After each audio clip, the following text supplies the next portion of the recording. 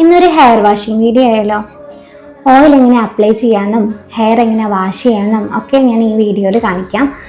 ഇതെൻ്റെ ചേച്ചിയാണ് കേട്ടോ. അപ്പോൾ ചേച്ചിയുടെ ഹെയറിലാണ് ഞാൻ ചെയ്യാൻ പോണേ. അപ്പോൾ അത് തന്നെ മുടിയുടെ ചെടിയൊക്കെ നന്നായിട്ട് തീർത്തതിന് ശേഷം നമ്മൾ ആവശ്യത്തിനുള്ള ഓയിൽ നമ്മൾ എടുക്കുക. അത് നമ്മൾ സ്കാൽപ്പിലാണ് കേട്ടോ ഓയിൽ അപ്ലൈ ചെയ്യുക. ഓരോ വകച്ചിലുകൾ എടുത്തിട്ട് അതിൽ നന്നായിട്ട് ഓയിൽ അപ്ലൈ ചെയ്യണം. ഇതുപോലെ വീണ്ടും വകച്ചിലെടുക്കുക. അത് ഇങ്ങനെ എല്ലായിടത്തും നമ്മൾ സ്കാൽപ്പിൽ മൊത്തം തേച്ചതിന് ശേഷം മാത്രം ഹെയറിൽ അപ്ലൈ ചെയ്യുക. ഹെയറിലും നന്നായിട്ട് അപ്ലൈ ചെയ്യണം കേട്ടോ. അതിനുശേഷം നല്ലൊരു മസാജിങ് കൊടുക്കുക. നമ്മൾ മസാജ് ചെയ്യുമ്പോൾ അവർക്ക് നല്ല സുഖം കിട്ടും കേട്ടോ. ഇതുപോലെ ചെയ്യുമ്പോൾ സ്കാൽപ്പിൽ ബ്ലഡ് സർക്കുലേഷൻ ഉണ്ടാവാൻ, മുടി വളരാനൊക്കെ ഒരുപാട് ഹെൽപ്പ് ചെയ്യും. അതിനുശേഷം നന്നായിട്ട് ചുറ്റി നമ്മൾ കെട്ടി വയ്ക്കുക.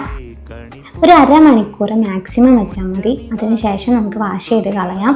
എങ്ങനെയാണ് വാഷ് ചെയ്യാമെന്ന് ഞാൻ ഇതിൽ കാണിക്കാം. ആദ്യം സ്കാൽപ്പൊക്കെ നന്നായി നനച്ചതിന് ശേഷം നമ്മളുടെ ഷാമ്പു യൂസ് ചെയ്തിട്ടാണ് നമ്മൾ വാഷ് ചെയ്യുക.